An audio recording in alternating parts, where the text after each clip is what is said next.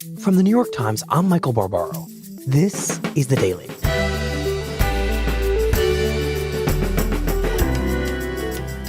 Today, the Inspector General releases a long-anticipated report on the FBI's investigation into Hillary Clinton.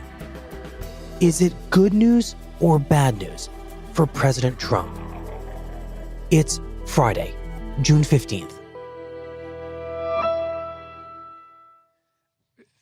So, we got the full report, and then we have like half a dozen people who know this thing inside out, and then we sort of said, you read this chapter, you read that chapter, you read that chapter, and then they were filing like their takeaways, and then I was the read it all, and so I like quickly read it all, and now I'm actually reading it for understanding. That's really interesting. So you don't understand it yet is the problem. Well, I mean, I understand. I understand. I just like thematically need to like. This is helpful. This process is helpful. Matt Apuzzo has been reading through the Inspector General's report. Matt, when did this Inspector General investigation start? So it was like 2 weeks before President Trump is sworn into office. We have some breaking news to report. The Department of Justice Inspector General is announcing today that there will be a review of possible misconduct by the DOJ and the FBI leading up to the 2016 election. The Inspector General at the Justice Department, which is like basically the Internal Affairs Bureau, they announced, we are going to take a look at how the FBI handled the investigation into Hillary Clinton. And everybody was ticked off about that, right? I mean, Republicans were mad because she wasn't charged, and Democrats were mad because they thought the FBI had spoken too publicly about the investigation, and maybe that had cost her the election. And so everybody was mad, and the Inspector General stepped up on January 12th, 2017, and said, we will get to the bottom of this.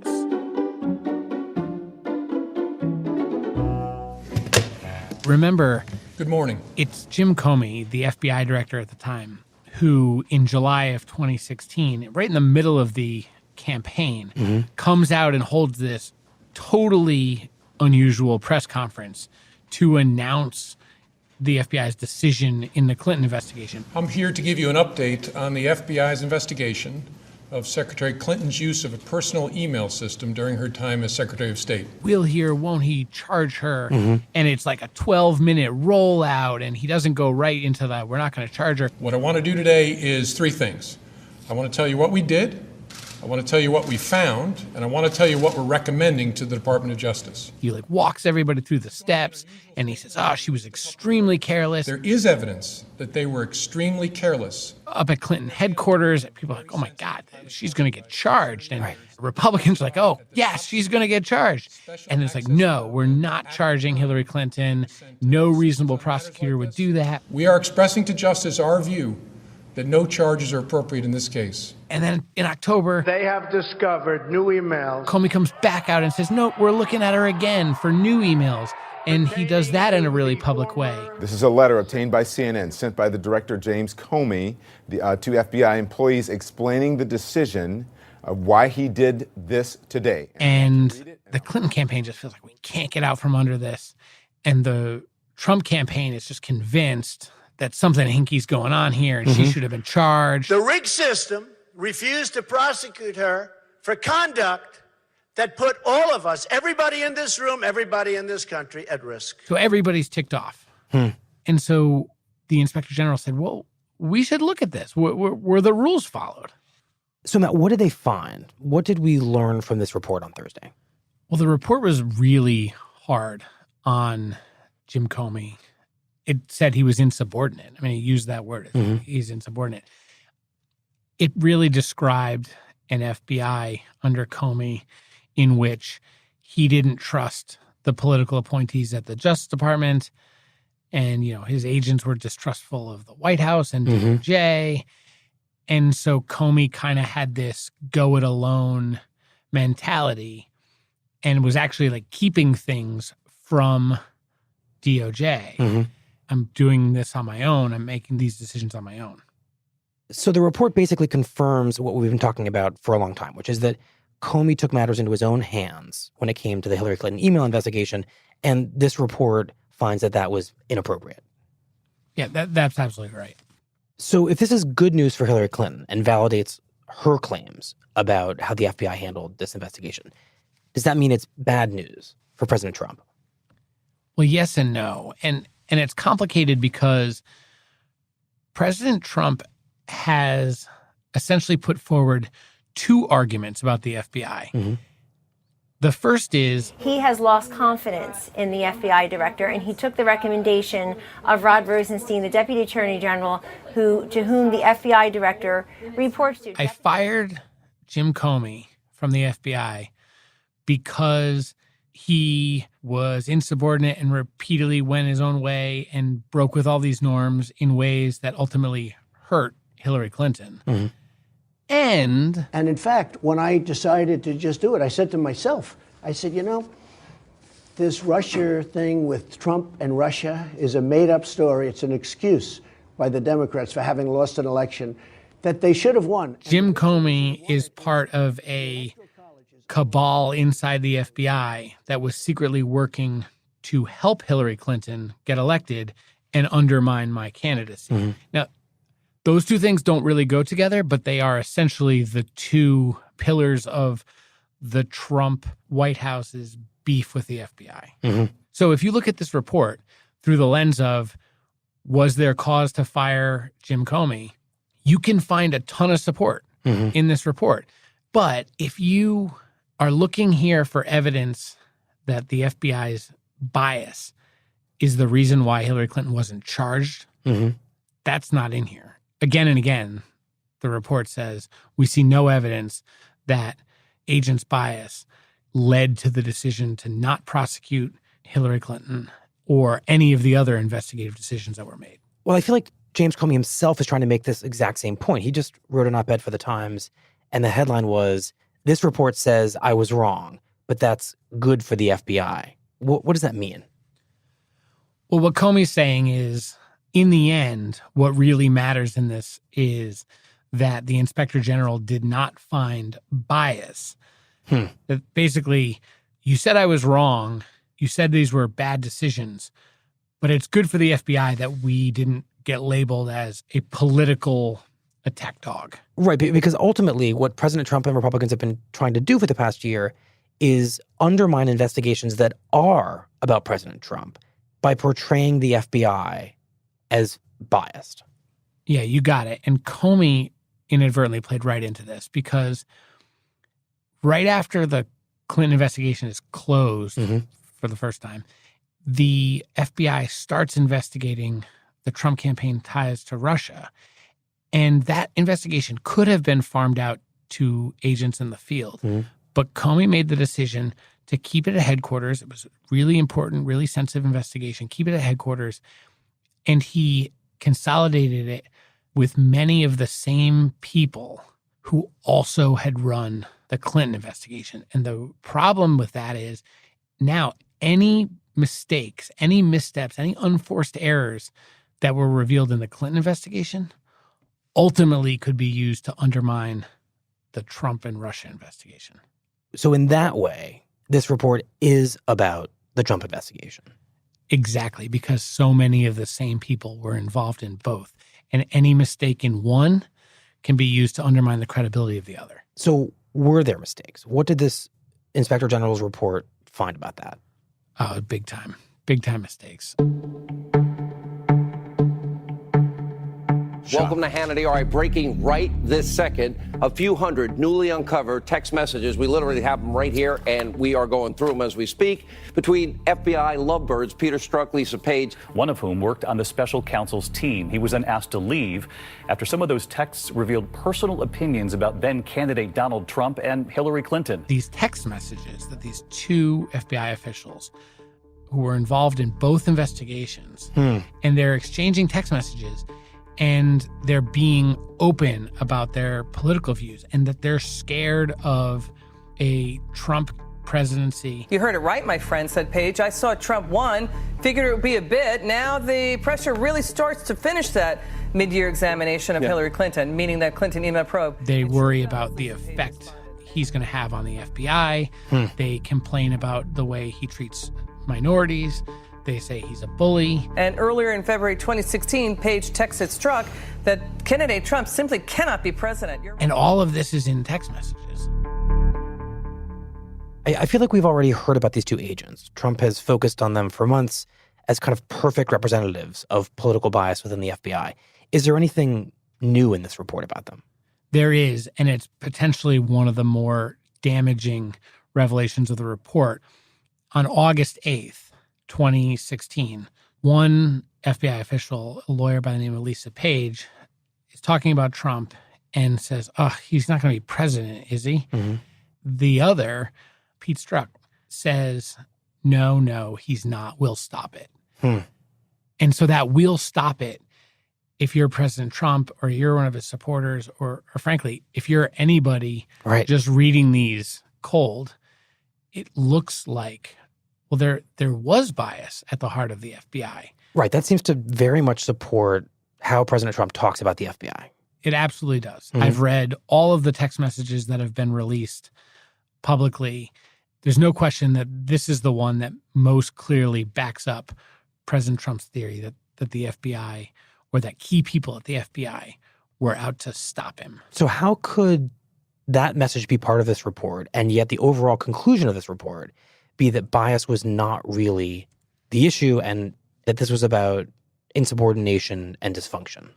What the Inspector General said was these text messages were really bad and they created the impression of bias and they sowed doubt and they undermined the confidence in the investigation, but that they weren't able to find any evidence of an actual investigative step that any of these agents took that was based on bias. So FBI officials are actually allowed to have their own political beliefs. They are actually also allowed to express political beliefs, but they're not allowed to let their views influence their investigative decisions. And what the Inspector General said was, we don't have evidence that their political views influence the decisions. And then there's the reality, right, that the FBI's decisions weren't helpful to Hillary Clinton. And so getting a unified theory of the case is very difficult because there are a lot of different strands here. It's complicated. It doesn't all fit neatly together.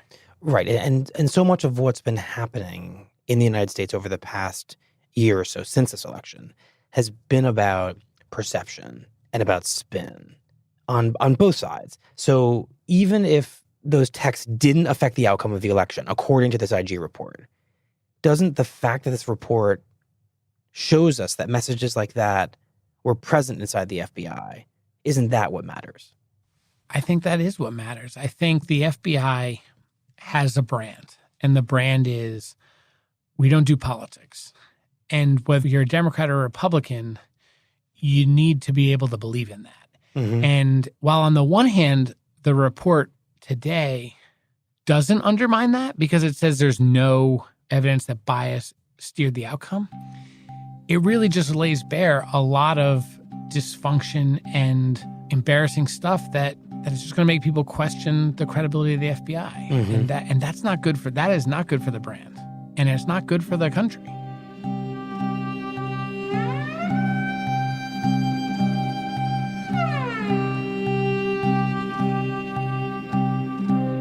So going back to that op-ed that James Comey just wrote for The Times, he says that this report is good for the FBI. It doesn't sound like you think this report is good for the FBI.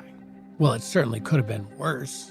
I mean, if the Inspector General had come out and found that political biases steered the outcome of a criminal investigation, I mean, that would have been catastrophic. So no, it's not a good day. But I mean, yeah, it certainly could have been much worse. Well, I wonder if one of the most important things is this, to your point. We have been talking about the fact that this investigation was not directly about the Russia investigation or the special counsel, Robert Mueller. But I wonder if in this climate, and given how the president talks about all this, if this Inspector General report inevitably becomes part of the Russia investigation, because Comey's now a vocal critic of Trump and a key witness in the Russia investigation. And these FBI agents were involved in both of those investigations, Clinton and Trump. So doesn't this report inevitably become part of the special counsel investigation? You know, it's funny. I don't think it will. I think when Robert Mueller, the special counsel, took over this investigation, you know, he brought in a dozen prosecutors and he has his own agents. And I don't think the origins of it are going to necessarily steer the outcome of it. Mm-hmm. And I think Mueller will probably rise and fall on the credibility of whatever he brings or doesn't bring.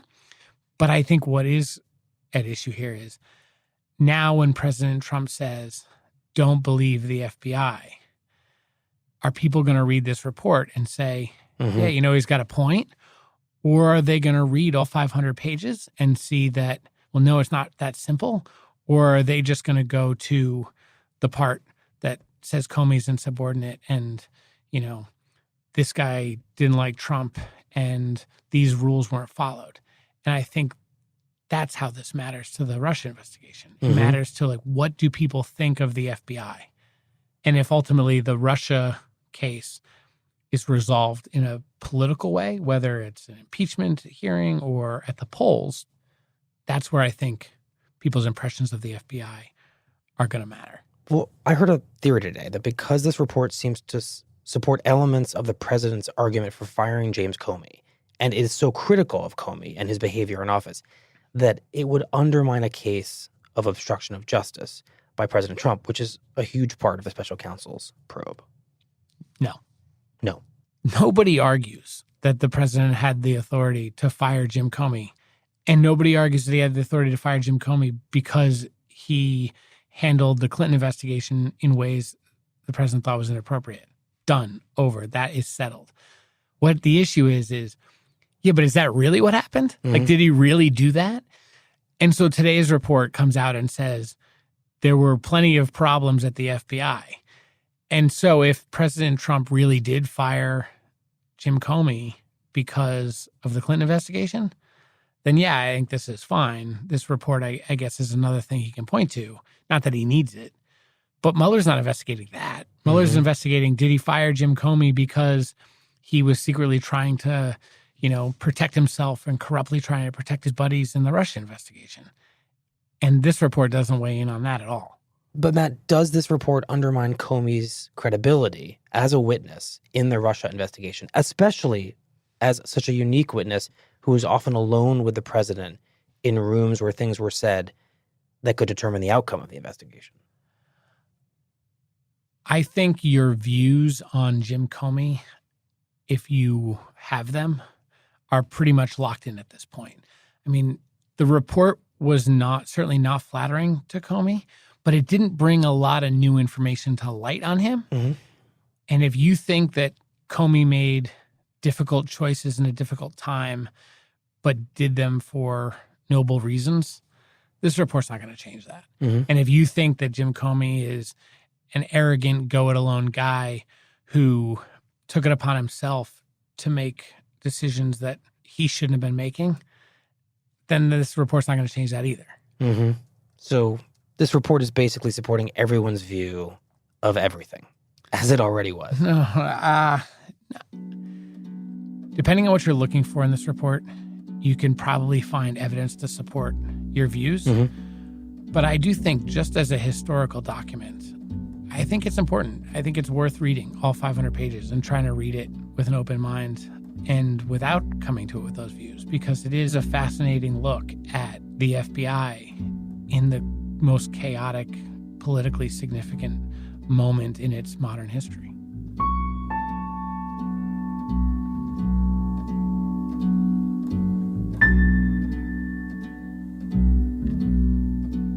Matt, thank you very much. Awesome. Thanks, Michael.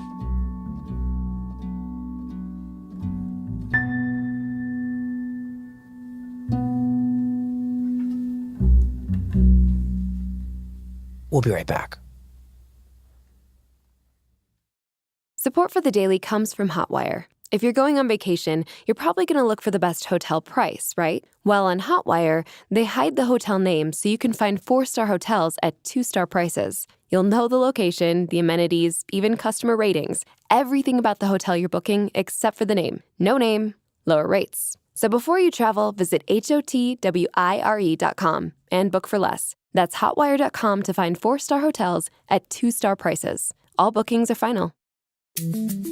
Here's what else you need to know today. What we are alleging is that this Trump Foundation violated a number of laws of the state of New York that govern the way a foundation, a nonprofit corporation, is required to govern itself. On Thursday, the Attorney General of New York sued the charitable foundation run by President Trump and his 3 children, accusing it of misusing its funds, self-dealing, and violating campaign finance laws. The money of that foundation was distributed for impermissible purposes, personal purposes, business purposes, political campaign purposes, rather than for the charitable purposes that the foundation was established to perform. In an interview with CNN, Attorney General Barbara Underwood said that rather than devoting itself to charitable activities, the Donald J. Trump Foundation spent its money to settle legal claims against Trump's businesses and even purchased a $10,000 portrait for one of his golf clubs. How much money are we talking about? I think $2.8 million that we allege were spent for improper purposes of the type I've just described. The lawsuit found that oversight at the foundation was so loose that its board of directors hadn't met in 19 years, and its treasurer wasn't aware he was on the board. In a tweet, Trump criticized the Attorney General and her staff as, quote, sleazy New York Democrats, and declared, "I won't settle this case." The Daily is produced by Theo Balcom, Lindsay Garrison, Rachel Quester, Annie Brown, Andy Mills, Ike Srikantharaja, Claire Tennisketter, Paige Cowan, Michael Simon Johnson, and Jessica Chung, with editing help from Larissa Anderson. Lisa Tobin is our executive producer. Samantha Hennig is our editorial director. Our technical manager is Brad Fisher. Our engineer is Chris Wood. And our theme music is by Jim Brunberg and Ben Landsberg of Wonderly. Special thanks to Sam Dolnick, Michaela Bouchard, Stella Tan, Lee Mengistu, and Abe Sater. That's it for The Daily. I'm Michael Barbaro. A reminder that tomorrow we'll bring you the 9th chapter of our series, Caliphate, right here on The Daily. See you Monday.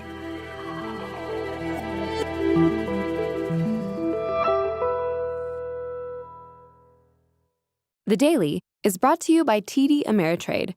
When it comes to investing, each of us does it our own unique way. Some of us want to go it alone. Others might prefer some guidance. Regardless of your style, TD Ameritrade is always creating new solutions to help you.